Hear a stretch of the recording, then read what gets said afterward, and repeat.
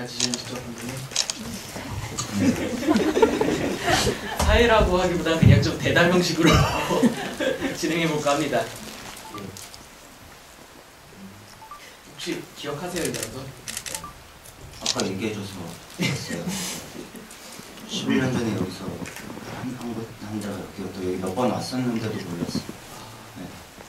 2007년도에 영상자료원이 막 상암동으로 이전했을 때, 그러니까 이 주위가 다 허허벌판일 때 한 1년 정도 무료로 대관을 했었어요. 영상자료원. 그때 변상현의 청춘 3부작이라고 태영전이 있었고, 그때 당시 쓰였던 초대장이 지금 여러분이 오늘 받으셨던 그겁니다. 제 옛날 여자친구 이름도 거기로 들어가 있더라고요. 너무 깜짝 놀라가지고.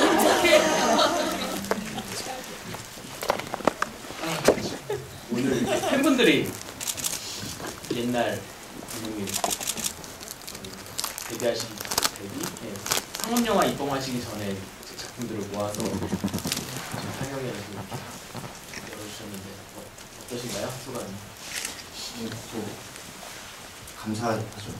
감사하고 되게 감사하기도 하고 창피한 저도 영화를 사실은 이거 진행해 주시는 분이 저를 한번 보고 오라고 이제 링크를 걸어주셨었는데 그래서 제 친구들이랑 틀었다가 바로 껐어요.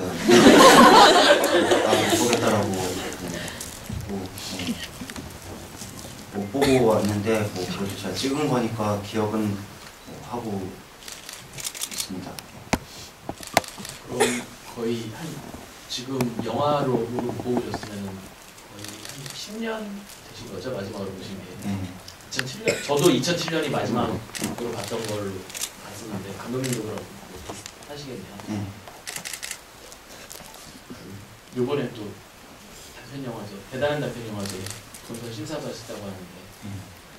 원래 심사 같은 걸 되게 안 하려고 해서 많이 거절을 했었는데 상상마당에서 불안당을 작년 연말까지 틀어주셨다고 하시더라고요. 근데 그 얘기 듣고 다시 전화드렸어요. 거절했다가 너무 감사하고 제가 하겠습니다라고 해서 했는데 뭐 좋은 경험이었던 것 같아요. 단편 영화들 되게 저도 제가 단편 영화를 마지막으로 단편 영화를 찍고 난 이후로는 다른 단편 영화들을 안 봤거든요. 그래서 이제 장편 영화만 봐야지라고 이제 그러면서 근데 오랜만에 보니까 되게 신선하고 자극도 많이 되고 좋았었어요.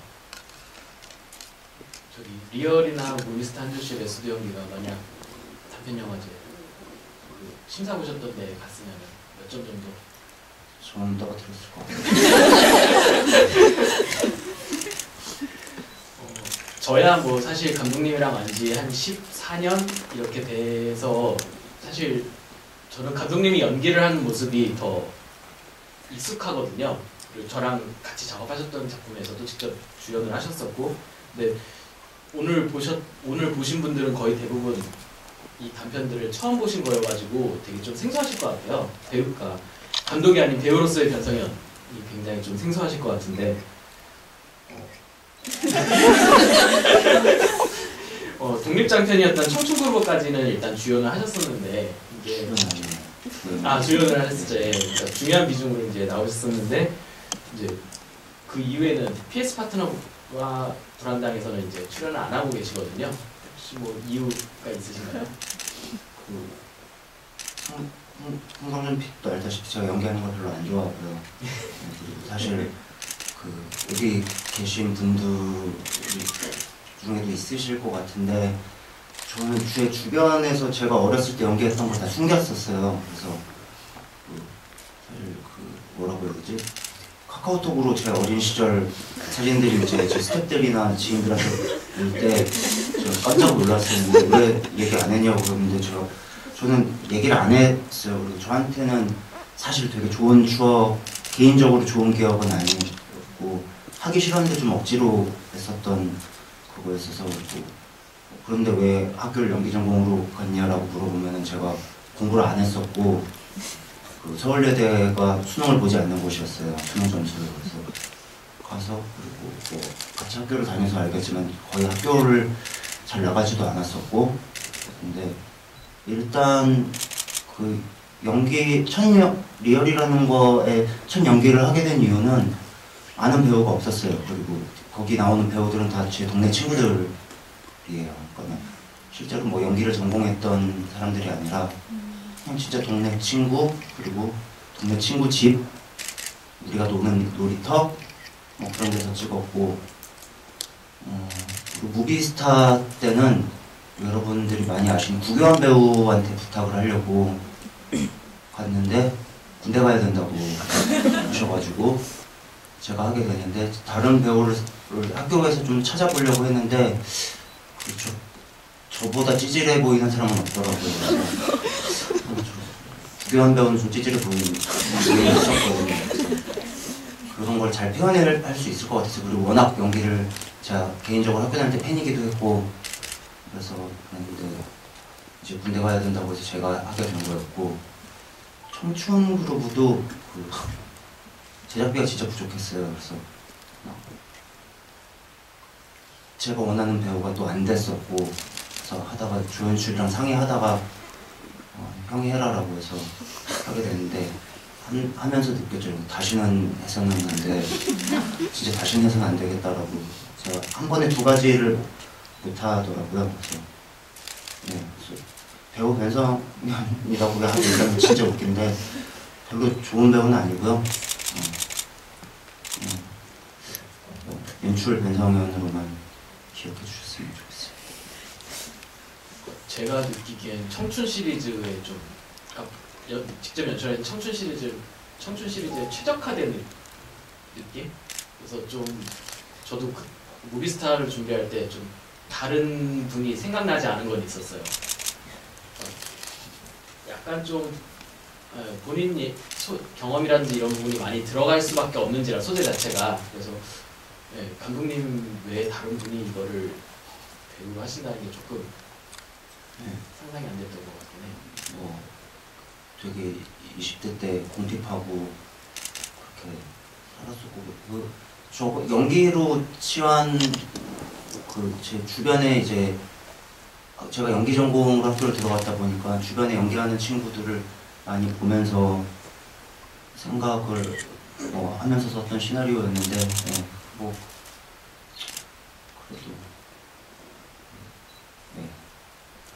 그래도 연기는 아닌 것 같고,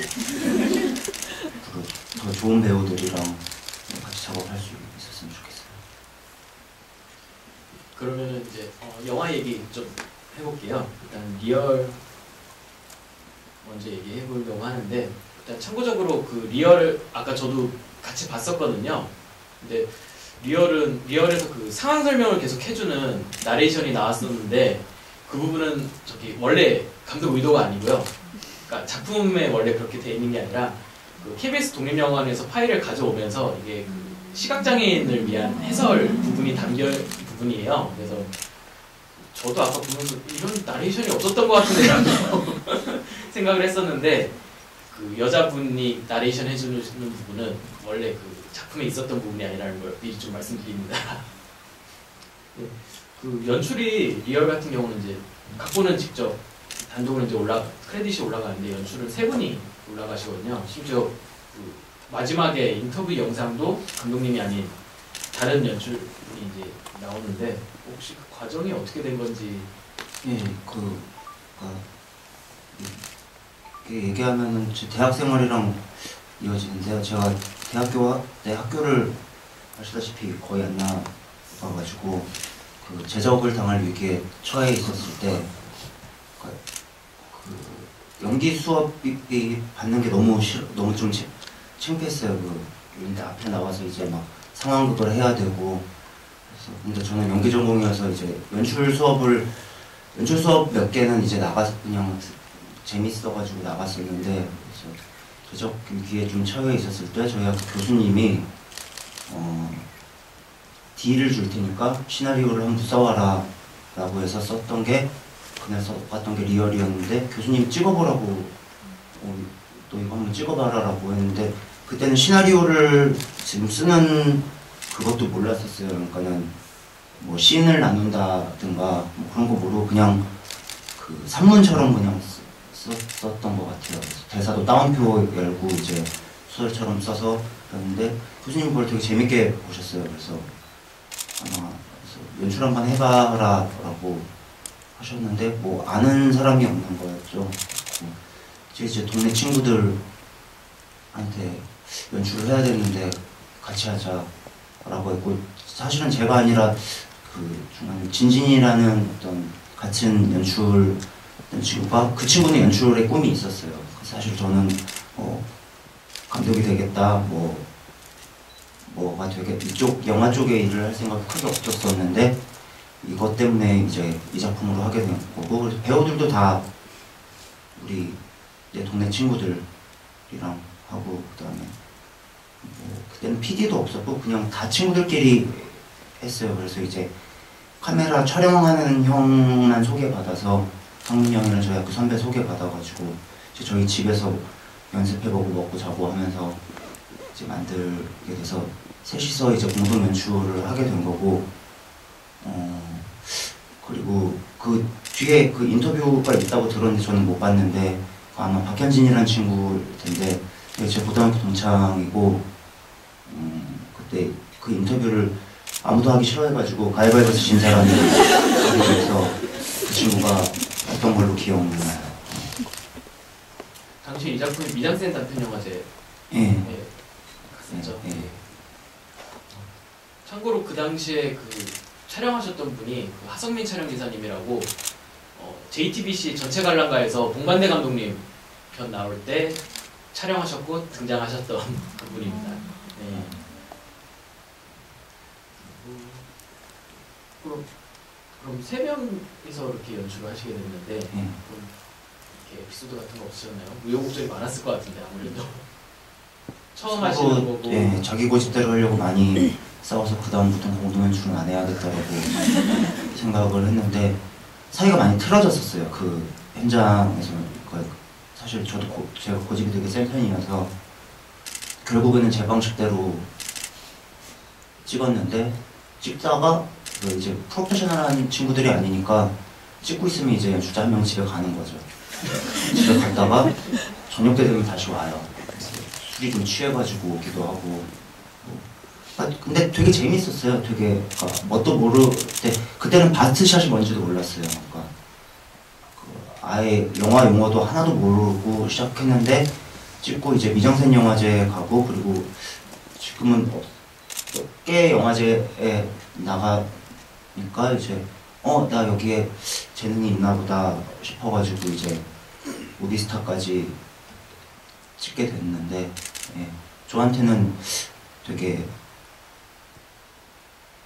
중요했던 작품 같아요. 작품이 좋고 나쁘고를 떠나가지고 그냥 무작정 이제 덤벼들었고 화질이 되게 안 좋게 나왔을 텐데 저게 필름으로 찍었어요. 필름으로 16mm 필름으로 찍었고 필름을 제가 상업영화 하면서도 필름을 한 번도 못 써봤는데 지금 다 디지털화 돼가지고 필름으로 찍고 그러니까 무비스타 제작비가 200이었나 300. 무비스타가 제 기억에 한 230 정도? 215에 저거는 1000만 원 들었어요. 리얼은. 그러니까 카메라 대여료만 300만 원이 넘었는데 그냥 그때는 그 뭔지도 몰랐어요. 그러니까는 그냥 샵 가가지고 빌려달라고 얘기하고 그 버스가 필요하면 이제 섭외 과정 같은 게 필요한데 버스 회사에 전화해서 버스 하루 쓰는데 얼마나 되냐라고 해서 오전에 쓰고 저녁까지 갖고 있을 그것도 안 되는데 그냥 버스 세워두고 버스에 타 있었어요. 그래서 하루를 빌려가지고 그러니까는 뭐 돈을 어떻게 쓸 줄도 몰랐고 그리고 저 1000만 원은 이제 갚으려고 이제 학교를 1년 휴학하고 이제 그 공사판이라고 하죠. 거기에서 일하고 이제 거기 빚을 갚고 더 이상 이런 멍청한 식으로 찍지 말아야겠다고 생각해서 그때 PD 분이 와가지고 두 번째 영화는 230만 원 정도에 싸게 디지털로 지금으로 보면 캠코더 같은 DBX100이라는 걸로 찍었었죠. 예. DBX 100이라는 기종이 뭐냐면 파나소닉에서 나온 거고 6mm로 촬영하는 그 시절이 있었어요. 2000년대 초반에서 후반까지. 예. 참고로 그 화질이 그 HD의 한 절반 정도밖에 화질이 안 돼서 지금 여러분 가지고 계시는 스마트폰보다 화질이 안 좋습니다. 그럼 리얼은 촬영 기간이 어느 정도 됐던 거죠? 일주일 촬영했어요. 아 일주일 그거는 아니시죠? 일주일 그 돈이 없어서 그럴 수가 없었어요. 그리고 이게 제 영화 찍는데 도움이 됐었던 필름 때문에 두 테이크, 첫 테이크 그리고 다 끊어서 찍었어요. 그러니까 한 번에 쭉 찍지 않고 그냥 딱 쓰일 부분만 여기서부터 여기까지만 찍고 그런 식으로 해서 그 편집실에서도 되게 편집해주는 누나가 되게 놀랐었어요. 이렇게 찍어오는 사람 처음 봤다고 했는데 그때 근데 그게 훈련이 됐던 것 같아요. 돈이 없어가지고 가난이 지금도 그러면 상업 영화 촬영 현장에서 그 덕을 지금 보고 계신다는 말씀이신 거죠? 예, 그거는 마스터샷을 찍는 거를 별로 안 좋아하게 됐고 그러니까 이제 집중하면서 그 딱 쓸 부분만 집중하면서 찍을 수 있게 되는 것 같아요. 제가 얼핏 기억나기로는 후반 작업, 뭐 현상을 비롯해 후반 작업 하실 때 그 예산 문제 때문에 그게 굉장히 기간이 끊기면서 계속 작업하시는 거예요. 네, 그러니까 그 뭐냐면은 이게 1000만 원이 들었다고 했잖아요. 근데 그게 한 500만 원은 저희 친구들끼리 모았고 나머지는 없어가지고 각자 빚을 진 다음에 그 빚을 갚아야 돼서 이제 학교 휴학하고 한 학기 휴학하고 이제 그 돈을 모으기 시작했고 그 후반 작업할 돈이 없어가지고 필름을 1년 동안 냉장고에 넣어놨어요. 거의 1년 하고 편집하고 또 한참 있다가 이제 색보정하고 해서 그 후반 작업이 1년 걸렸었던 것 같아요. 그것도 이제 돈 문제였었던 것 같고. 그게 뭐 한 24살 때 이제 일어나신. 그러니까는 그쵸. 그러니까 24살 때 이 진로를 이쪽으로 정하게 리얼이라는 걸 찍으면서 이쪽으로 정했죠. 참 우여곡절이 많았던 리얼 촬영 현장에 저도 감독님 집에 한번 놀러 갔을 때 이렇게 보여주시더라고요. 영화 어떤지 모니터링 좀 해달라고. 그때 처음 봤었는데 좀 흑백이었던 게 되게 충격이었어요. 그래서 심지어 아무리 16mm로 촬영을 해도 칼라로 찍는 거랑 흑백으로 찍는 거랑 이게 또 현상 과정에서 굉장히 차이가 나거든요. 공정에서 흑백이 훨씬 더 손이 많이 가고 국내에서 제대로 해주는 데도 없고. 그래서 감독님 정말 대단하시다고 제가 이걸 어떻게 하셨냐고 했던 기억이 납니다. 그러면은 무비스타로 너무 얘기를 해볼게요.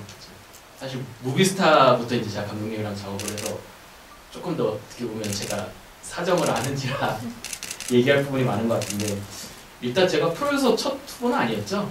당시에 제가 술 먹고 있는데 찾아와 왔었어요. 같이 하고 싶다고. 그래서 그래요 같이 해요 라고. 저도 이제 첫 후보가 누구였지? 오연 선배랑 정덕이 형 아니었나요? 당시에? 뭐 일정이 겹쳐가지고 못하겠다고 해가지고 하고 그래서 그냥 제가 어디서 호프집이었나요? 네, 호프집이었죠. 호프집에서 술 먹고 있는데 그래서 한번 해보겠습니다 라고 해서 고맙습니다 라고 해서 같이 했던 것 같아요. 무비스타는 어디에서 영감을 얻어서 시나리오 작업을 하시게 된 건가요? 어떻게 보면 이제 무비스타부터 이제 본격적으로 영화를 해보겠다고 이제 마음을 먹으신 거잖아요. 네, 처음에는 주변에 연기하는 친구들 연기 전공이었으니까 보고 그리고 스콜세지 영화들에서 몇 개의 이제 이미지나 그런 것들을 가져왔던 것 같고요. 모르겠어요. 그러니까 그 당시 그러니까 나름 리얼이 이제 조금 그 당시에 약간 영화제도 나가고 나서 제가 학교를 잘 다니지도 않았는데 이제 학교 내에서 좀 기대가 컸었어요. 제 다음 영화를 뭘로 할 것인지. 그래서 사실 학교에서 서울예대에서도 이제 저한테 뭐 제작비를 투자하겠다라고도 했었었고 좀 부담이 됐어요. 그러니까는 더 잘해야 되는데 뭘 해야 되지? 라는 생각을 하다가 시나리오를 2개를 써놨었는데 사실은 주변 반응은 비슷하가 아니라 다른 게 더 좋았었어요. 그거는 환자와 의사의 대화, 그 정신병 환자와 의사의 대화 내용이었는데 근데 쓰면서 이게 더 그림이 떠올랐어요. 그러니까는 그림이 떠오르는 걸 하자라고 해서 하고 모니터링 반응은 별로 안 좋았었던 것 같아요. 주변에서 이거 직접 알아라고 했는데 저는 이거 찍으면 재밌을 것 같아서 그냥 했었던 기억이 나요. 그 여자친구 정연이 일하는 바에 갔을 때 뒤에 카스타 포스터가 붙어있어요. 많은 분들이 그거 궁금하실 것 같아서 저는 이제 사실 이거는 다른 데서도 항상 받았던 질문이어서 저는 이게 뭔지 아는데 포스터가 붙어있었던 이유가 술집에 붙어 있었고요. 떼려고 했는데 사장님이 떼면 안 된다고 했는데 그때 부산영화제 때 GV 할 때 저도 이런 질문을 받았었는데 그때 그 질문하신 분은 이제 나 돌아갈래의 의도와 그 이제 무비스타와의 이제 상호관계를 설명해 주시면서 제가 그냥 그거 붙어 있었던 그 왜 붙어 있었냐라는 질문이 아니라 그분이 이런 부분이 좋았다라고 저한테 말씀을 주셨는데 솔직한 게 좋은 거니까 사실은 붙어 있었던 거다라고 말씀드렸죠. 술집 운영하시는 분이 여의도에 술집 바 운영하시는 분이었는데 영화 감독님이셨어요. 한 2편 정도 장편 영화를 찍으신 케이블 TV 한 새벽 3, 4시쯤에 나오는 영화였는데 그러고 나서 저희 그 촬영 끝나고 나서 직접 국수를 이렇게 삶아주시면서 뭔가 당신들한테 자기 자신의 에너지를 얻은 것 같다, 고맙다라고 하시면서 직접 국수를 끓여주셨던 게 기억나는데 지금 여의도 가보니까 그 꼴통치킨이라고 있거든요. 원래 그때 꼴통 감독 바 뭐 이런 술집이었는데 외식업으로 더 확장을 하셨더라고요. 체인점이 몇 개 되는 걸로 알고 있습니다. 그 집이. 얼마 전에 우연히 갔다가 옛날 생각이 난 적이 있어요. 저기 이제 무비스타에서 이제 수위가 센 부분도 이제 나오는데 그러면 어떻게 찍으셨나요, 당시에? 저는 연기하느라고 밖에 있었는데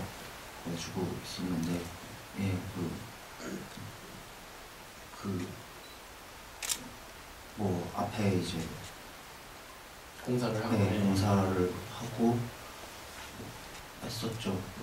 근데 사실 그날 새벽에 찍어서 거의 기억이 안 나고 근데 그거 되게 어렵게 찍었었던 그런 건 아니었던 것 같아요. 그냥 되게 뭐 수위가 그 배우들이나 이런 거 촬영 현장이 불편한 느낌 없이 그냥 되게 편하게 찍었었던 것 같아요. 그리고 저는 이제 세팅된 거 보고 밖에 있다가 이제 들어와서 뭐 했었던 것 같은데 그때도 무비스타는 한 3일 정도 걸렸죠. 5회차. 5회차였나요? 장소별로 1회차씩 찍었어요. 모텔 씬이 아마 모텔 외경을 오후 3, 4시경에 촬영했고 한 6시경에 이제 모텔 들어가서 한 12시간 예상을 다음날 오전까지 예상했는데 새벽녘에 끝났던 것 같아요. 생각보다 좀 촬영 시간이 길진 않았어요.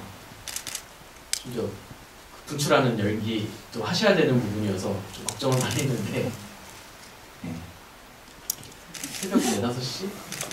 그때쯤 끝났던 것 같아요. 수월하게 찍었던 걸로. 뭐 지도는 따로 안 하신 거죠? 그 부분에 대해서? 그냥 뭐 그렇군 슬기후 여배우분이랑도 그렇게 되게 친한 사이는 아니었어가지고 이제 뭐 이렇게 해달라고 디렉션을 드렸던 것 같은데 잘 기억은 안 나요. 너무 오래전 일이어서. 그렇습니다.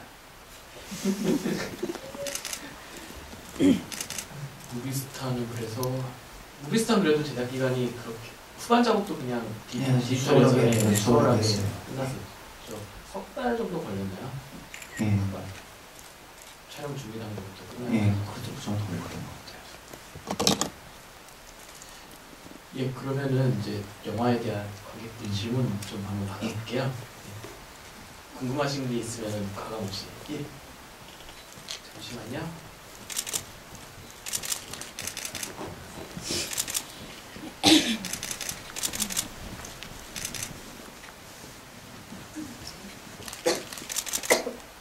네, 안녕하세요. 저는 이름에 대해서 제가 아는 바로는 이제 조연수와 한재웅이라는 이름이 이제 감독님의 지인분의 이름에서 따온 걸로 알고 있는데 이제 저는 불안당을 보면서 이제 의도하시진 않은 것 같지만 이제 한재웅의 이니셜을 하면 그 이름을 그대로 하면 HJH고 조연수는 JHS잖아요. 근데 이제 성까지 하면 그런데 이름만 따면 재호는 JH고 현수는 HS가 되잖아요. 그래서 보면서 재호는 다시 H의 루프에 갇히거나 현수의 H로 돌아가게 되지만 현수의 경우는 S라는 새로운 시작을 하게 되는구나 이런 느낌을 가지면서 의도하시지 않은 거는 분명할 것 같지만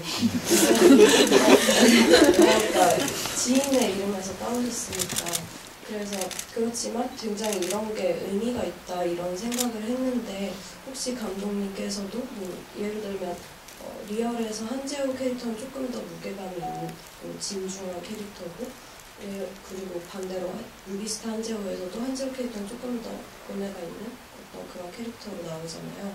그런 의도하지 않았어도 이름에 대한 의미가 있으신지 아니면 뭐 이름이 아니더라도 처음에 의도하진 않았지만 어떤 소품이나 설정 같은 데서 나중에 뭐 영화를 찍으시거나 하면서 두 작품에서 생각보다 괜찮다, 내가 잘 설정한 것 같다 이런 부분이 있으신지 궁금해요. 예, 그럼 이니셜은 생각 못 해봤고요. 그 현수랑 재호라는 이름을 제가 되게 좋아해요. 그 두 친구가 제 친구기도 한데 그리고 말 그대로 이제 그 재호라는 친구의 이미지가 좀 무거워요. 현수라는 친구에 비해서 좀 더 의젓한 친구여서 저도 머릿속으로 좀 그런 캐릭터가 되면은 재호라는 이름을 쓰게 되는 것 같아요. 제가. 그리고 소품 같은 거 제가 영화를 안 본 지 너무 오래돼가지고 소품이 잘 기억은 안 나는데 근데 소품 활용이나 배우들한테 뭐 이제 버릇 같은 거 주는 건 되게 좋아하는 편인데 죄송합니다. 제가 영화를 어떤 소품을 썼는지 기억이 잘 나지가 않아요. 보고 왔어야 되는데 진짜 못 보겠더라고요. 너무 창피해가지고 사실 지나가신 분들이 이제 제 지인들 불러서 표 8장 정도 구해주신다고 했는데 제가 혼자 왔거든요. 제가 오겠다고 했는데 제가 시간도 잘못 가르쳐줬어요. 다음 주쯤에 할 것 같다고 언제 하냐고 물어봐서 다음 주쯤에 할 것 같다고. 사실 저희 영화 이제 PD님 대표님으로 조연출 뭐 온다고 그러더라고요. 그래서 뭐 상영이 언제냐고 이번 주 아니냐고 그러길래 다음 주로 알고 있다. 그냥 저 혼자 왔고요. 네, 죄송해요.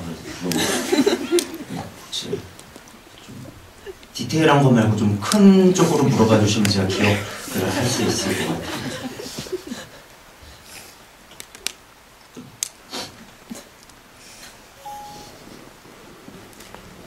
그 토크쇼 장면에 나왔던 방은진 감독님. 아, 원래 배우 방은진으로 더 유명하셨던 분이거든요. 지금은 용의자 X라든지 집으로 가는 길 같은 영화 감독으로도 유명하신데 저기 섭외 예, 가지고 한번 말씀해주세요. 저희 학교 저한테 이제 영화의 길을 열어준 교수님이 그 회식을 하고 있었어요. 교수님들이랑 방은진 교수님이셨죠.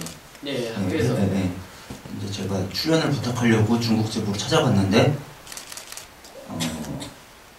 교수님들끼리 식사하고 있으니까 이제 다음에 얘기하자라고 해서 이제 그때 나왔었고 저희 학교 교수님이 학과장이신 교수님이 방은진 교수님한테 이제 그 변성현이라는 학생 작품을 출연을 해줬으면 좋겠다라고 하면서 이제 저에 대한 이제 오버를 하셨나봐요. 그래서 저를 막 천재라고 막 포장을 해주셨어요. 그래서 방은진 교수님한테 연락이 왔어요. 그러면은 그 리얼이라는 작품을 한번 보여다오라고 해서 찾아가서 리얼을 VHS 테이프, 비디오 테이프로 떠가지고 방은진 교수님한테 전달을 드렸고 방은진 교수님이 그걸 보시고 연락이 오셨어요. 또 천재라더니 아닌 것 같은데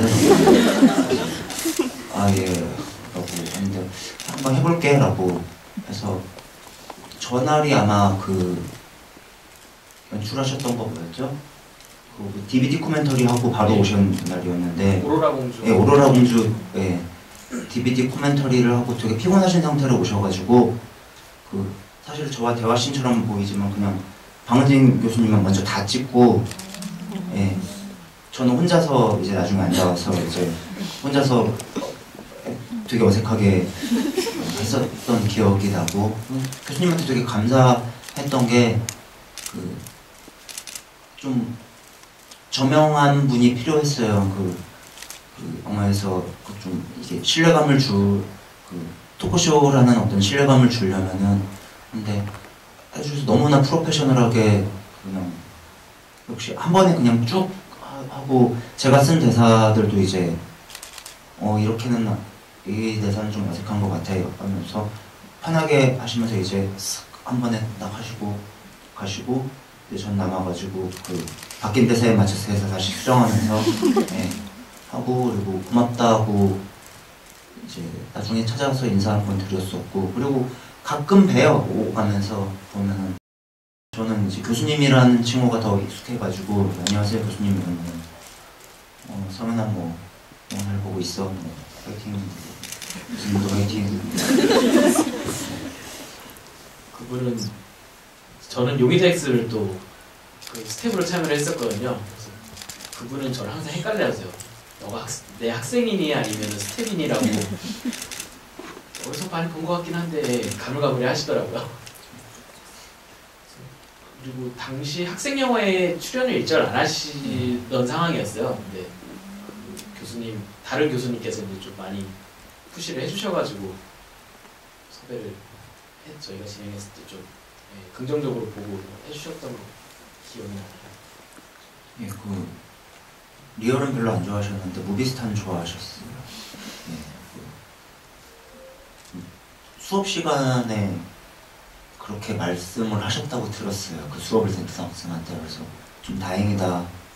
그래도 참여해 주셨는데 좋은 마음으로 참여해 주셨는데 그래도 결과물을 좋게 봐주셔서 다행이다라는 생각이 들었었어요. 예, 질문. 네, 영화 잘 봤고요. 감독님 영화에 청춘이란 주제가 많이 등장하는 것 같은데 감독님께 청춘이란 어떤 의미인가요? 예, 저는 지금도 청춘 영화를 되게 찍고 싶거든요. 그래서 저는 그 제 인생에서 제일 전성기 때가 그 10대 후반이랑 20대 초반 이거 제일 즐겁게 살았었던 것 같아요. 그러니까는 그리고 제일 어떤 의미로 제일 힘들기도 했었고, 그러니까 진짜 아무 생각 없이 살면서 그러니까 그 혼자 멋에 취해서 사는 애들 있잖아요. 뭐 그렇게 되게 그렇고 살았었는데 그러면서 이제 혼자서 생각도 되게 많이 했었던 것 같아요. 그러니까는 그 아무 생각이 없다라는 그 첫 번째 이야기는 제 어떤 진로나 꿈이나 이런 거에 대해서 아무 생각이 없었던 거였고 그냥 그 그 삶에 대해서 되게 오랫동안 생각해보고 그리고 그때 생각했던 게 지금까지도 아직 철이 안 들어서 그런지 지금까지도 좀 유효하게 그때 내린 어떤 정의라든가 나는 이렇게 살아야겠다라는 가치관이라든가 그게 지금까지 이렇게 좀 유효하게 살아가고 있는 것 같고 그리고 그냥 그 왜 청춘이나 젊음 뭐 영 뭐 이런 단어들 자체가 그냥 멋있는 것 같아요. 그리고 지금 저는 더 이상 젊지 않기 때문에 그때 되게 더 보면은 늘 언제나 늘 부럽고 왜 그런 얘기들 하잖아요. 뭐 늘 나이 먹으면서 좀 더 성숙해지는 게 있고 더 좋은 게 있고 막 그러는데 저는 그런 건 하나도 모르겠고 그냥 젊고 청춘일 때가 제일 좋았던 것 같아요. 그리고 언제나 그리워하고 그래서 그런 영화를 또 한 번 만들어 보고 싶고 그리고 좀 그 젊었을 때 실패하면서 또 좀 많이 그 실패라는 거에 또 매료됐었던 것 같아요. 되게 약간 나르시즘처럼 들릴 수도 있겠는데 와 나 실패했어라고 하면서 좌절하고 술 먹고 그러면서 또 혼자 막 분위기에 괜히 젖고 그리고 네, 뭐 그랬었던 것 같아요. 그래서 네, 되게 좋은 저한테는 청춘 그냥 계속 좋고 계속 생각날 것 같은 어떤 시기.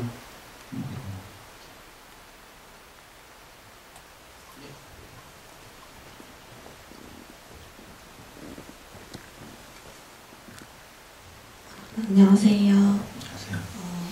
그 변상혁 감독님 장편 이제 영화들을 보면서 되게 그 영화 학교에서 이럴 때는 이런 샷으로 찍어야 된다 이런 규칙 같은 게 있잖아요. 근데 그런 거를 좀 약간 많이 약간 딱 꼭 안 지키고 되게 길게 찍어야 되는 부분인데 쪼개서 찍는다든지 아니면은 이렇게 잘라서 찍어야 되는데 굉장히 오래 보여주는지 하는 부분을 보고 많이 배우고 있는데 이 예전 단편 작품을 하셨을 때 첫 번째 작품 같은 경우에 그런 면들이 보여서 콘티 작업을 하셨을 때 그때나 뭐 최근이나 약간 어떤 그 중점을 두는 부분이 어떤 부분에 중점 두시는지 궁금하고요. 두 번째 작품 같은 경우에는 연출도 하시고 주연 배우도 하셨는데 그때 모니터링이 가능하셨는지 그것 때문에 촬영이 지연되거나 어떤 노하우 같은 게 있었는지 궁금합니다. 지금은 콘티 작업을 하는 작가님 같이 하는 작가님이 계신데 저 때는 제가 콘티를 그렸었거든요. 그래서 잘 그렸던 게 아니라 그냥 뼈다귀만 그러니까 저랑 촬영 감독님만 알아볼 수 있는 뼈다귀만을 그렸는데 그러니까 감으로 했어요. 그러니까 저는 연출 수업을 들어가긴 들어갔었는데 뭐 기본 2학년 때 들어갔어서 이제 기본적인 걸 배운 적도 없었고 그래서 그 연출 서적 같은 것도 보면은 막 너무 어려워 보여가지고 사보긴 사봤는데 이제 제대로 읽지를 못했고 그냥 영화를 보면서 배웠던 것 같아요. 그리고 제가 이제 영화를 해야겠다, 리얼을 찍어야겠다라고 할 때 하면서는 이제 그때 봤던 영화들을 보면서 왜 저기서 컷을 잘랐지? 왜 갑자기 저런 클로즈업이 왜 들어갔지? 하면서 해설을 본 게 아니라 그냥 제 나름대로 해석을 해보고 뭐 써먹었던 것 같아요. 그냥 하면서 순전히 그러니까는 사실 PS 파트너 정도까지만 하면은 의도를 크게 생각한다기보다는 그냥 어떤 감 같은 게 이거는 이렇게 찍어야 되라고 이거는 이런 분위기로 찍어야 되라고 그냥 막연히 어떤 이성적이 아니라 그냥 좀 뭐라고 해야 되지? 예, 그냥 이렇게 감각적으로 생각을 했었는데 요새는 조금씩 바뀌고 있어요. 그러니까는 의도를 먼저 생각하고 샷 구성을 하려고 그러니까 조금씩 그런 쪽으로 바뀌고 있는데, 그러니까 근데 콘티 작업을 제가 해보니까 되게 많이 도움이 되더라고요. 그러니까 편집을 어떻게 할지도 머릿속으로 많이 그려보게 되고, 샷 사이즈에 대해서도 혼자서 그냥 좀 생각을 많이 해보게 되고, 그러니까 좋은 영화를 많이 보는 게 제일 큰 공부였던 것 같고. 그다음 또 질문이 뭐였죠? 연출이랑 그거는 오히려 리얼은 그게 안 됐어요. 그 모니터를 할 수가 없었어요. 필름이어서 그냥 감으로 이거 오케이다라고 무조건 두 번째 테이크 안에 끊었어야 됐고, 그래서 대사 틀리면 틀린 대로 갔고, 그리고 그때는 6mm는 되감기라는 기능이 있어요.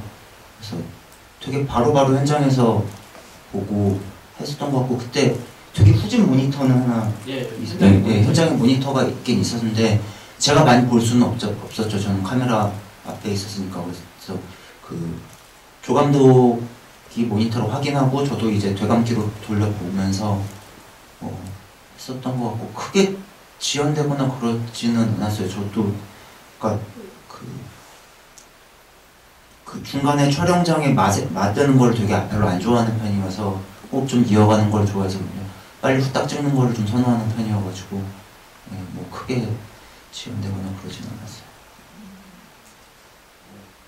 보통 그 당시에 단편 영화 찍으면 한 15분 정도 되는 영화를 다른 촬영장, 제가 겪었던 다른 촬영장에서 한 4, 5회차 정도에 찍었었거든요. 그러니까 5회차라고 하면 하루에 3분 정도씩 분량을 찍는 건데, 감독님이랑 작업할 때는 되게 의외였던 건 무비스타가 27분 정도 러닝타임인데 5회차에 찍었어요. 그러니까 하루에 5분 이상씩 분량을 찍고 오밋된 부분이 거의 없어요. 시나리오상으로 내용적으로 일단 오밋된 부분은 하나도 없고요. 거의 다 쓰셨던 것 같아요. 그래서 되게 놀랐었고 의아했었고 이런 식으로 작업이 가능한가? 뭐 이런 생각을 했었거든요. 근데 요즘도 상업영화 하시면서도 그렇게 그 부분은 달라진 부분이 없는 것 같아서 혹시 뭐 비결이라도. 그냥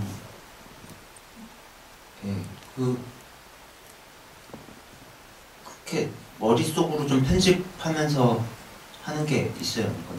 그게 좀 그러니까 뭐 감독들마다 이제 장단점이 있잖아요. 어떤 분들은 뭐 되게 디테일에 강하시고 뭐 하시고, 근데 저한테 조금 장점이 있으면은 그 시나리오 쓸 때부터 머릿속에 약간 편집을 하면서 쓰는 것 같아요. 그래서 필요 없는 부분들을 최대한 안 쓰려고 하고 있고, 그래서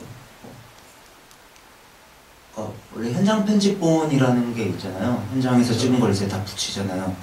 그래서 그때 PS 파트너 할 때가 이제 현장 편집본이 122분 나왔었거든요. 근데 보통 현장 편집본은 되게 많이 길게 나오는데 저는 한 완성본에서 불안당도 그렇고 완성본에서 한 3, 4분 정도 잘라내는 편이거든요.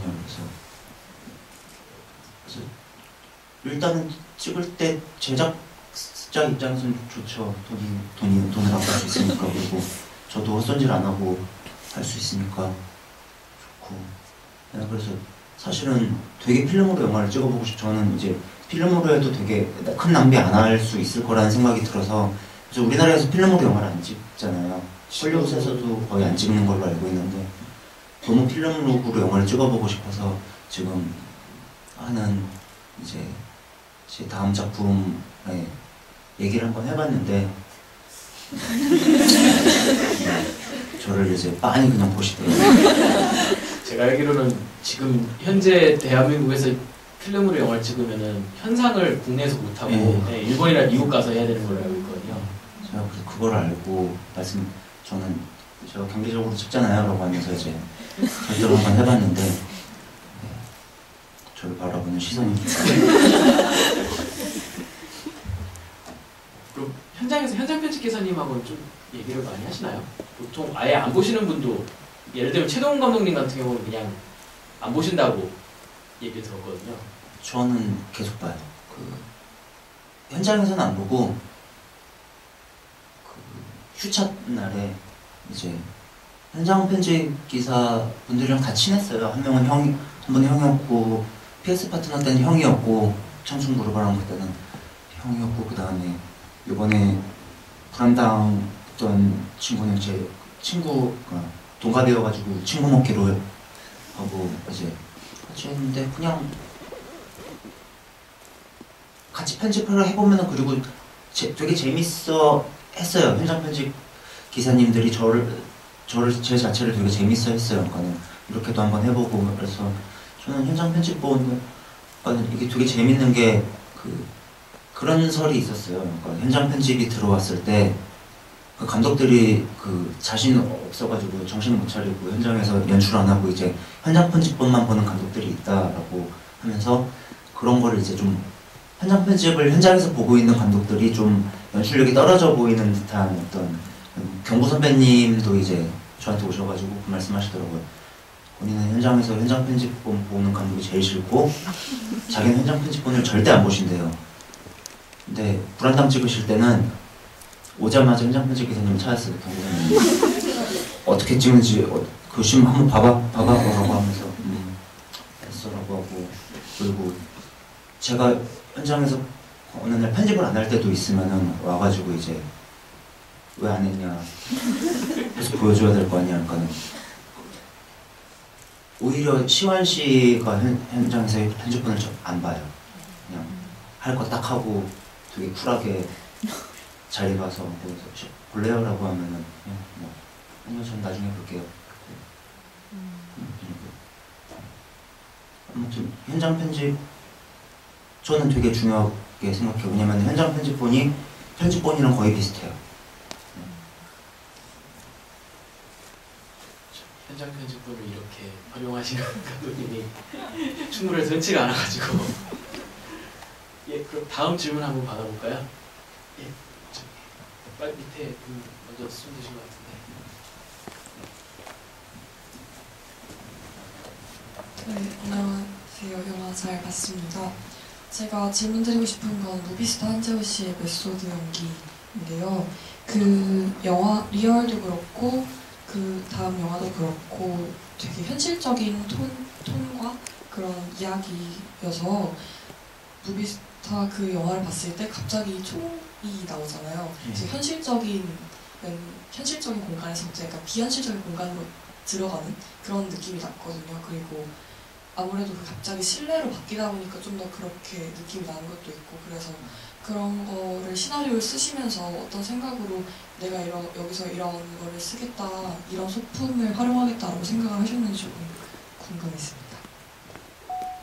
저도 그 생각을 하긴 했었거든요. 총을 시나리오 읽었을 때도 사람들이 읽었을 때도 이 총이 어디서 난 거야? 라고 얘기를 했는데 그냥 괜찮은 것 같았어요. 그냥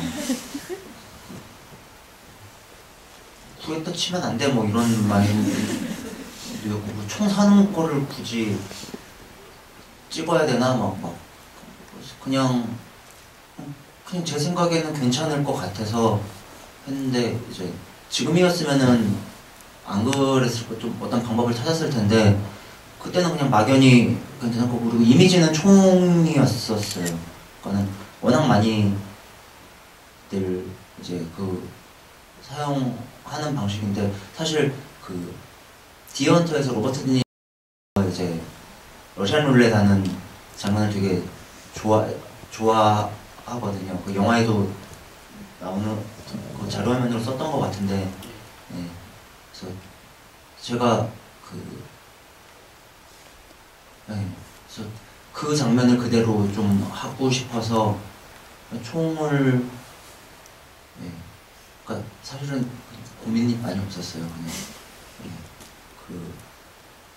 좀 괜찮을 것 같아가지고 막 했던 것 같아요. 죄송합니다. 네, 확실히 칼로 칼 꺼내 들어가서 자기 경동맥 끊고 이런 것보다는 한국에서 총기가 없어도 그게 더 왠지 어울릴 것 같다는 생각은 들었던 것 같아요. 저 당시에. 예, 다음 질문. 저 뒤에 분이 아까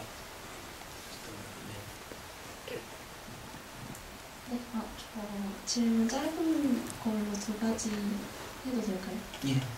하나는 무비스타에서 마지막에 재호가 이렇게 자살하고 쓰러졌을 때 뉴스 기사 보도하는 음성이 들리잖아요. 예. 그 재호가 만든 이 영화가 많이 화제를 모으고 뭐 눈이 슬픈 배우 1위를 했다 뭐 이런 얘기가 들리는데 그게 진짜였을까 아니면 재호가 여태까지 상상하던 인터뷰처럼 환상이었을까라는 생각이 들었었고요. 그리고 두 번째 질문은 그 감독님이 리얼 뒷부분에 박현진 감독님 인터뷰도 그렇고 뭐 감독님 변성현 감독님이 불안당 이후에 인터뷰하셨을 때도 그렇고 약간 다 같이 일하는 사람들이랑 되게 많이 소통하면서 되게 싸워가면서 일을 하신다는 느낌을 많이 받았는데 저는 그게 혼자서 다 결정하는 것보다 더 엄청난 일이라고 생각을 하거든요. 그래서 어떻게 하면 그렇게 사람들과 같이 잘 싸워가면서 일을 할 수 있는지 감독님의 비결이 궁금합니다. 그 첫 번째 질문에 대해서는 두 가지로 다 해석될 수 있었으면 좋겠다라고 썼어요. 사실은 이런 게 되게 멋있게 얘기하려면은 이제 대답 안 하고 그거에 관객의 판단에 맡기겠다라고 얘기했는데 그냥 이런 질문이 나왔으면 좋겠다라고 생각하면서 썼던 것 같아요. 그러니까는 이렇게 생각해도 되고 저렇게 생각해도 되고 뭐 환상일 수도 있고 그게 현실일 수도 있고 그리고 뭐 눈이 슬픈 배우 이런 건 약간의 코미디 블랙 코미디 요소를 좀 넣었었는데 막 코수염이나 뭐 이런 것들로 좀 웃음을 주고 싶어가지고 아이러니한 상황들을 좀 좋아하다 보니까 그런 거를 그러니까 이제 배우의 삶이 이제 뭐 희극이라고 생각을 해서 그런 소품들 소품 이제 기억나네요. 코수염 이랑 총이랑 그런 것들이 이제 코수염이 이제 뭐 찰리 채플린 생각도 했었었고 총도 좀 그런 이미지였어요. 그러니까 영화에 많이 쓰이는 소품이었고 뭐 그렇게 생각을 했었던 것 같고 그래서 두 가지 다로 해석되길 바랬고요. 사람들이랑 싸우는 거는 저한테 시비를 걸어요. 저는 싸움을 안 좋아해요. 왜냐면 저도 이제 막 이렇게 제가 이제 첫 상업 영화 준비를 할 때가 아마 제가 알기로는 그 당시 이제 그 영화 현장에서 제가 제일 어렸어요. 감독 중에 제가 제일 어린 나이였던 걸로 30 뭐 있었는데 그 당시에는 예전에는 좀 있었는데 제가 할 때 30살짜리 감독님들이 없었었고 그때 조명부 막내분도 저보다 형이었었어요. 그래서 전 자연스럽게 그냥 어떤 감독님 인터뷰에서 뭐 그런 얘기 들었었거든요. 그러니까 현재 사회에서 유일한 독재를 부릴 수 있는 직업이다라고 하는데 크게 저랑은 너무 상관이 없었던 이야기였던 게 전 늘 형들이랑 작업을 했고 아마 불안당 때가 처음으로 저보다 어린 이제 헤드스텝이 촬영 감독님이었는데 그때도 되게 생소했었던 거였고 언제나 저보다 연장자들이랑 이랬기 때문에 그냥 그게 몸에 배웠었던 것 같아요. 저한테 어떤 자기 본인 의견을 어필하시고 그런 것들을 이제 받아들이고 그리고 저는 사람을 같이 일할 때 이제 스태프들을 구성할 때 제일 먼저 두는 게 예스맨을 되게 싫어해요. 그래서 면접 볼 때도 그렇고 이번에 또 저희 조 감독 면접을 보는데 막 저에 대해서 막 이렇게 띄워주시는 분들은 별로 좀 신용이 안 가는 게 있어요. 그래서 저는 제가 뭐라고 할 때는 뭐 옛날 CF에는 노라고 해줄 수 있는 사람이 필요하고 그리고 그 사람의 의견을 듣는 걸 되게 좋아해요. 그리고 마지막 결정은 어차피 제가 하는 거니까 근데 그런 것들이 이제 제 생각을 좀 다 여러 갈래로 근데 가끔 짜증날 때는 있어요. 좀 아무리 생각해도 이게 많은데 계속 태클이 들어올 때는 그때는 이제 두 귀를 막고 그냥 갈 때가 있는데 그런 방식을 좋아해. 힘들긴 힘든데 제가 사실 리더십이 그렇게 센 편이 아닌데 이제 그 감독이라는 직업이 리더십을 발휘해야 하는 거잖아요. 근데 제 나름대로 찾은 리더십이 많이 듣고 많이 부딪히고 그러니까는 감정 상하지 않는 선에서 많이 부딪히고 거기서 대신에 결정은 내 몫이고 그리고 그렇게 일해야지 좀 일한 느낌이 나는 것 같은데 근데 저도 사람이어서 좀 제 말을 따라줬으면 좋을 때가 되게 많아요. 근데 꼭 이렇게 딴지를 걸면은 이제 싫으면서도 반갑기도 하고 되게 이중적인 것 같아요. 예, 다음 질문. 질문이 스타일. 차기작과 연관 지어서 질문 드려도 될지. 예. 조금 전에 그 감독님에게 청춘이었던 20대가 굉장히 소중한 시기이고 지금도 그립고 앞으로도 청춘 영화를 계속 찍어보고 싶다고 말씀을 해주셨는데 이제 차기작인 킹메이커는 이제 아주 정치판에서 아주 싸우는 데 익숙한 사람들의 이야기를 그리는 내용이 주 스토리가 될 거라고 들었어요. 그래서 그 주인공이나 주요 등장인물 중에는 성공하는 사람도 있겠지만 실패하는 사람도 있잖아요. 그래서 그 실패하는 캐릭터를 도와주기 위해 이제 주인공 캐릭터가 나서기도 하고 그래서 제가 생각하기에는 실패와 성공은 청춘, 그러니까 즉 20대와는 또 다른 나이대, 또 다른 삶에서도 찾을 수 있을 거라는 생각을 해보는데 이번에 킹메이커에서 감독님이 나름대로 청춘이라는 의미를 부여한다면 그게 어떤 내용이 될 것인지 잠깐 궁금합니다. 킹메이커는 뭐 청춘물은 주연 배우들 캐스팅만 봐도 청춘물은 아니고 근데 아까 그 말씀드렸는데 청춘에 대해서 저한테 저한테 여쭤봐 주셨을 때 얘기했는데 그 성공 실패 맞아요. 그러니까는 제가 그 실패를 좀 약간 변태적인데 실패를 좋아해요. 실패가 좀 낭만적이라고 생각하는 게 있어요. 그래서 뭐 글을 쓰거나 뭘 할 때도 그러니까는 희극보다는 비극적으로 쓰는 경향이 좀 있고 그리고 킹메이커에 대해서 얘기하면 그 성공과 실패에 대한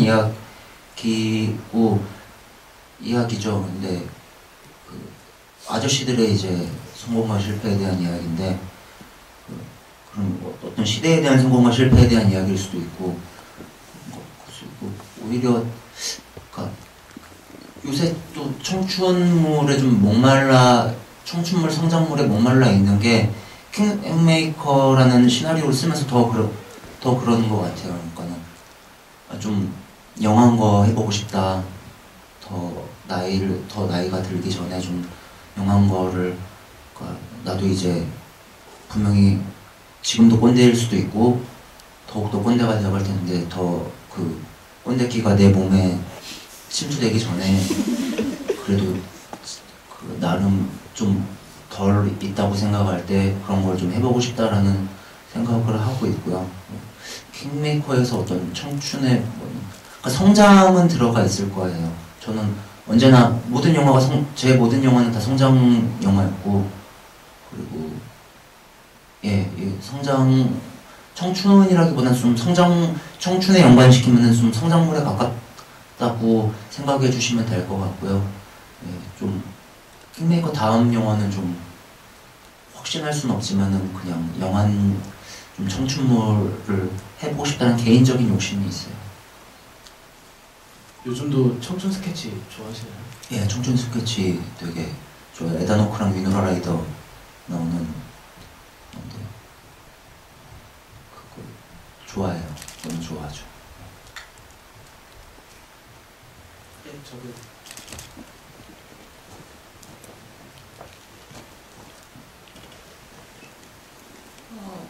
일단 처음에 리얼 작품의 나레이션이 KBS 거라는 것이 너무 충격적이었고요. 원래 질문을 하고 싶었는데 그 다른 인터뷰나 감독님이 만화적인 거를 좋아하신다는 멘트 같은 걸 많이 읽은 것 같은데 아까도 두 가지의 시나리오 중에서 무비스타가 좀 더 잘 떠올려지기 때문에 작업에 들어가셨다고 하셨잖아요.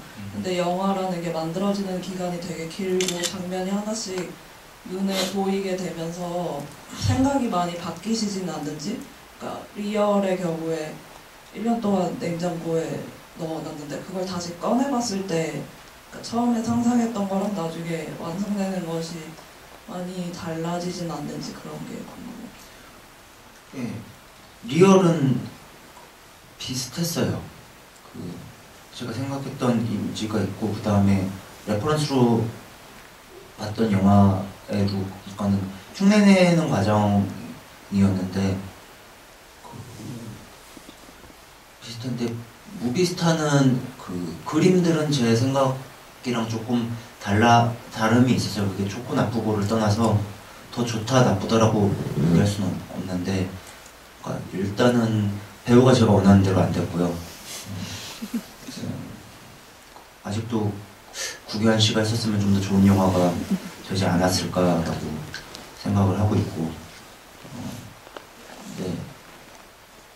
시나리오가는 저는 첫 생각을 되게 중요하게 생각하는 편인데요.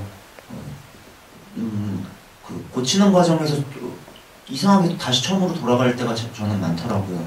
그래서 많은데 아까 얘기한 이제 어떤 저희 스태프들 조력자분들의 의견을 뭐 싸워가면서 이제 변해갈 때가 있긴 한데 스태프는 첫 이미지 그대로를 좀 생각하는 편이에요. 그런데 두 영화 중에서는 무비스타가 제가 생각했던 그림이 좀 더 명확했었는데 그러니까 사실 제가 막연히 생각했던 곳은 한국에 없는 곳들이었던 것 같아요. 그러니까 그 모텔방 이미지도 그렇지 않았고 토크쇼 이미지도 그렇지 않았고 그 다음에 방 이미지도 그렇지 않았고 저것도 이제 제가 동기 자취방에서 작업을 했었는데 제가 생각했던 그림들이랑은 좀 달라질 수밖에 없었고 리얼은 비슷했던 게 왜냐면은 그냥 제가 다니는 길이었어요. 제가 다니는 놀이터 친구 집 그래서 그걸 생각하면서 제가 갔던 실내 경마장 뭐 그래서 그걸 생각하면서 썼기 때문에 거의 그대로 나왔었던 거였고 예, 그렇습니다. 예.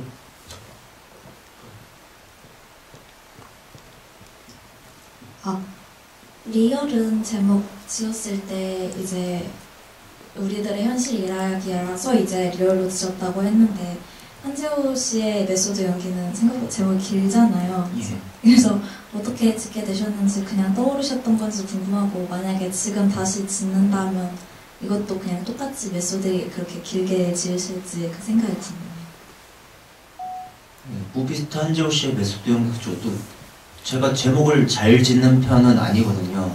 그러니까 잘 짓는 편은 아닌데 이게 되게 우습게도 리얼도 그렇고 무비스타 한재호 씨의 메소드 연기도 그냥 처음 시나리오 쓸 때 냈던 제목이 다 됐어요. 그 불안당, 뭐 나의 PS 파트너도 그냥 제가 생각했던 전 늘 가제라고 쓰고 하는데 그리고 이제 제목을 붙여달라고 주변에다가 좀 제목을 잘 짓는 분들한테 얘기를 하는데 그런 그 원래 제목으로 가게 되더라고요. 제 의도와 상관없이 그분들도 그냥 원래 제목이 좋다라고 나쁜 놈들의 세상 그 부제비만 빼주는 근데 그냥 한 번에 생각나서 하게 됐고 아마 그래서 또 뭐 이런 이런 시나리오를 생각하게 되면은 또 이런 제목으로 진짜 쓰지 않았을까 싶어요. 그 무비스타 한재호 씨의 단편 영화 할 때는 제목들이 나쁘지 않았던 것 같아요. 상업 영화 제목들이 좀 계속 이상해졌던 거. 예, 저. 안녕하세요. 그 리얼에서 마지막에 재호가 자신의 모습을 투영하면서 양아치에게 맞을 뻔한 위기를 겪으면서 끝나는데 이 부분에서 진짜로 사고를 당하게 된 건지 그 여부에 따라서 뭔가 표현하고 싶으셨던 의도가 무엇이었는지 좀 궁금했습니다. 그 재호가 당하는 이제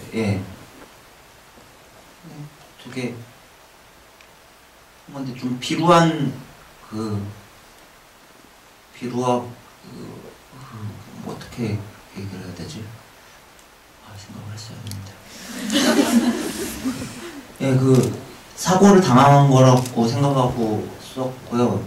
찍었고, 네. 이제 되게 뻔한 어떤 상업 영화적 장치라고 생각을 해요. 그냥 사실 뭐 이런 류의 노래 이제 어떤 컨벤션 같은 건데 어떤 이런 약간 밑바닥 삶을 보여주는 사람들이 이제 늘 어떤 문제가 다들 잘 해결될 때쯤에 뭐 본인이 했던 행동에 의해서 이제 피해를 입는 되게 컨벤션한 그냥 글이었었어요. 그래서 여기에 어떤 큰 멋있게 막 의미를 드리고 싶은데 그냥 되게 지금이었으면은 PS를 작법이었을 것 같아요. 네. 첫 영화였고 그리고 아마 그 순서 그 양아치 애들의 뭐 지갑을 털던 순서를 되게 앞부분으로 배치를 했던가 그랬을 거예요. 너무 그것도 붙어있는 것도 저도 찍고 나서 이렇게 붙어있으면 안 되는데 라는 생각도 했었던 것 같고 그렇습니다. 예, 다음 질문 받겠습니다.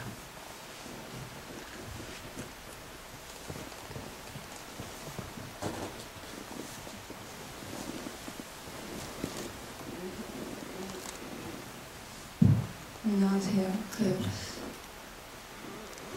한재호 영화를 보면서 인터뷰 시간에 질문 두 개가 반대되는 질문을 하는데 하나는 좌절한 적이 어떤 것이 있었냐, 이거 행복했던 적은 어떤 것이 있었냐인데 좌절한 거는 슬프니까 행복했던 것 최근에 말씀 가능하신지. 저 최근에 저는 되게 솔직한 게 좋은 거죠. 맛있는 거 먹으면서 술 먹을 때가 제일 기분이 좋고 좀 크게 얘기하면은 저는 제가 찍었던 작품들을 안 갖고 있어요. 이것도 이제 이렇게 보여주고 저는 청춘그루브나 PS 파트나 불안당 DVD도 없고 시나리오도 없고 뭐 그런 거를 안 갖고 있거든요. 그래서 다시 뭐 이렇게 돌려보는 일도 없고 근데 이제 좀 간직할 것들이 생기는 게 기분이 좋더라고요. 그러니까 지금 제 방에 뭐가 계속 쌓이고 있거든요.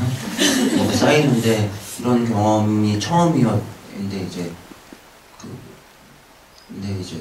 그런 것들이 이제 크게 보면은 최근에 제일 행복할 때는 어저께 술 먹으면서 되게 행복했었어요. 좋은 사람들이랑 저도 술 먹으면은 또 이제 되게 업이 되는 사람이어가지고 그래서 술 먹고 노래 부르고 좋은 사람 얘기 많이 하고 그런 거 되게 좋아해요. 그래서 이렇게 좀 하루하루 좀 행복하게 사는 되게 비관론적인 생각은 많이 하는데 하루하루를 단위로 보면 되게 행복하게 살고 있는 사람인 것 같아요. 오늘도 되게 기분 좋고요. 이따가 또 끝나고 맛있는 거 먹을 거고.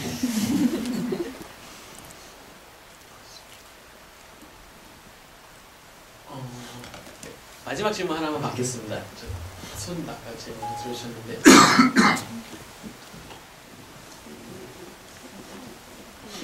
네, 손 드시지 않으셨나요? 아닌가요? 제가 잘못 봤나요? 예, 옆에 분이셨나요? 죄송합니다. 안녕하세요. 드리고 싶은 질문 두 가지 있는데요. 첫 번째는 리얼이나 무비스타에서 음악 나오는데 거기에 특별하게 주문하신 거 있으신지 궁금하고, 두 번째 무비스타에서 정연이가 지우 방에서 나가고 독백할 때 끄트머리에서 머리 같은 게 움직였다 나가는데 그게 뭔지 궁금했습니다. 스텝 머리 아닐까요? 그게 없네. 스텝 머리였을 것 같고, 음악은 이제 상업 영화가 아니라 상업적 용도로 트는 게 아니기 때문에 지금은 어떤지 모르겠는데 그냥 제가 직접 선곡을 했었고요. 그 중간에 BGM 같은 거는 이제 구할 수가 없잖아요. 막 게임 음악 깔아놓고 그랬어요. 핸드폰 모바일 게임 음악 같은 거 깔고. 그래서 영화적으로 제가 맞을 것 같다라고 생각한 팝 음악 뭐 이런 것들 골라서 넣었던 것 같고, 그리고 주로 아마 영화 속에서 사용됐던 음악들일 거예요. 제가 넣었던 되게 인상 깊었던 장면에 나왔던 그 영화 음악들을 좀 무비스타에서는 일부러 좀 그렇게 했고요. 예, 그렇습니다. 지금은 음악 감독님이 있어서 되게 편하게 작업을 하고 있고. 예. 질문이 이제 다 끝났는데 죄송합니다. 제가 다 엉망으로 대답하고 있는데 말도 안 되는 대답만 하고 있는 것 같고 머릿속이랑 지금 좀 혼란이 오는데 죄송합니다. 감독님은 제일 힘들었던 시절이 언제로 보실 수 있을까요? 청중그루브 끝나고 제일 일이 안 풀려서가 아니라 그때 제일 힘들었었던 것 같아요. 사람 관계에 좀 힘듦을 많이 느꼈었던 것 같아요.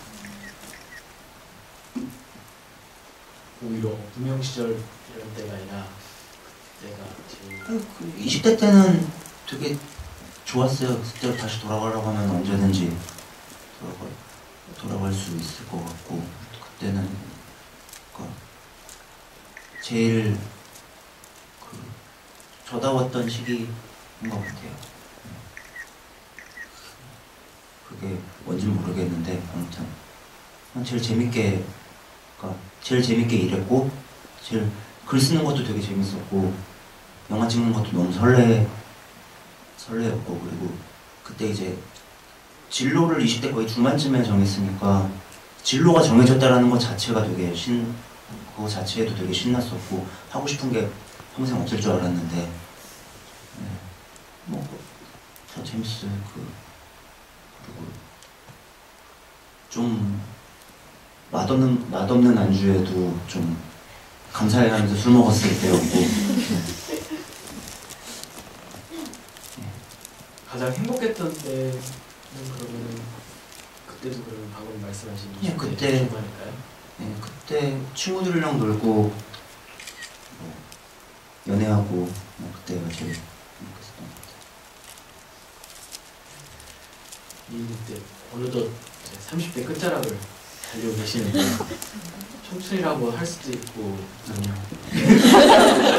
벗어났다는 거에 동의하시는 건가요? 네, 벗어난 지 한참 됐고, 내년부터는, 그러니까 20대에서 30대 됐을 때는 주변 친구들이 우리 30대야 막 이런 얘기할 때 왜 저러지? 난 아무렇지 않은데 였는데 4는 좀 다른 것 같아요. 그래서 내년부터는 나이를 만으로 살려고요. 한 2년 정도는 더 버틸 수 있을 것 같아서 나이를 많이 그러니까 부록이라는 단어가 와닿지가 않아가지고 네. 그냥 내년 제가 올해 39이니까 내년에 38을 만으로 살려고요. 부록의 아이돌이 되신 분도 있는데 왜 그렇게 7,000명 저 영화 찍었을 땐 정말 한참 청춘이셨고 어떻게 보면 지금 좀 아닌 것 같다고 말씀하시는데 좀 어떠세요? 지금 그때 생각하는 거랑 지금 생각하는 거랑. 근데 저 때가 저거 무비스타랑 리얼 찍었을 때가 아마 근데 그 경제적으로 되게 안 좋았을 때일 거예요. 근데 경제적으로 안 좋고 막 혼자 살았을 때였었고 경제적으로 되게 힘들었을 때였는데 그거 빼고는 재밌었던 것 같아요. 그때는 좀 그거 빼고는 다 지금은 글쎄요 그러니까 영화가 이제 일이 되는 거가 그러니까 저 때 저는 영화를 진짜 잘 안 보거든요. 영화를 잘 보는 편이 아니어서 그러니까 일이 되기 시작하면서 점점 더 안 보게 되고 그래서 영화 보는 게 좀 약간 주변에서 영화 하는 사람이 영화 좀 보라고 주변에서 되게 그러는데 영화를 이제 일 시작할 때 보게 되더라고요. 보면서 이제 근데 늘 봤던 영화들을 봐요. 새로 개봉하고 막 그런 영화들이 아니라 제가 어렸을 때 좋아했던 영화들 이렇게 보고 그리고 또 한 번 리핏하면서 배우고 그리고 요새는 이렇게 영화가 일이 된 게 조금 안타까울 때가 있어요. 예전처럼 막 신나서 이번에 뭐 어떤 감독님의 뭐가 개봉한대라고 하면은 광화문 가가지고 영화 보러 다니고 그랬던 시절이 있었는데 지금 전혀 그렇지 않고 있으니까. 영화관을 안 다니셨던 거 잘 안 다니셨던 거지 제 기억으로는 어렸을 땐 영화 많이 예. 봤죠. 영화관을 싫어해요. 그때 당시엔 눈이 안 좋으셔서 예. 눈이 안 좋은 것도 싫어하고 사람 많은 이렇게 막 이렇게 붙어있는 모르는 사람들이랑 붙어있고 그것도 그렇고 그리고 시사회 가는 걸 정말 싫어하는데 진짜 안 가려고 그러는데 이제 아는 분 때문에 꼭 가야 할 때만 가고 그 시사회 가면 이제 막 인사해야 되니까 무슨 얘기하는 거죠? 제가 아는 감독님은 굉장히 집에서 홀로 이제 영화 보는 걸 즐기시고 컷별로 굉장히 쪼개서 보시거든요. 그리고 뭔가 왜 이상한 컷이 나왔다 하면은 왜 여기서 이런 컷이 쓰였지 하면서 계속 이해될 때 본인 스스로 이해될 때까지 반복해서 보시는 스타일이어서 술자리에서 영화 얘기를 많이 했지만 감독님이 영화를 적게 본다는 생각은 한 번도 든 적이 없어가지고 30 이후로는 진짜 많이 안 봤어요. 20대 때 되게 많은 20대 때 봤던 영화들 지금도 계속 다시 보고 있어요. 정보량이 한계가 있어가지고 망했네요. 알겠습니다. 마지막으로 오늘 슬슬 이제 정리를 해야 될 것 같은데 자리 참석하신 소감 말씀해 주시죠. 예, 어떻게 제가 못 모르고 시작했을 때 영화까지 이렇게 찾아와서 봐주셔서 너무 감사하고요. 네. 좀 부끄럽지만은 그냥 어떤 영화 감독 변성현의 성장기처럼 보고 이제 계속 제 영화를 보시면 이제 또 세태기도 보실 수도 있고 그런데 그 세태기까지 이렇게 오래 할 생각은 없지만 그래도 이제 큰일 났네. 네, 그냥 아무튼 와주셔서 너무 감사드려요. 너무 고맙고요. 이런 영화까지 찾아와서 봐주셔서 감사하고 네. 그리고 진짜로 막 잘하는 사람은 아니어도 되게 성의 있게 일하려고 하는 사람이거든요. 그래서 다음 영화도 되게 열과 성은 되게 많이 담겨 있을 작품이니까 좀 더 많이 지켜봐 주셨으면 감사하겠습니다.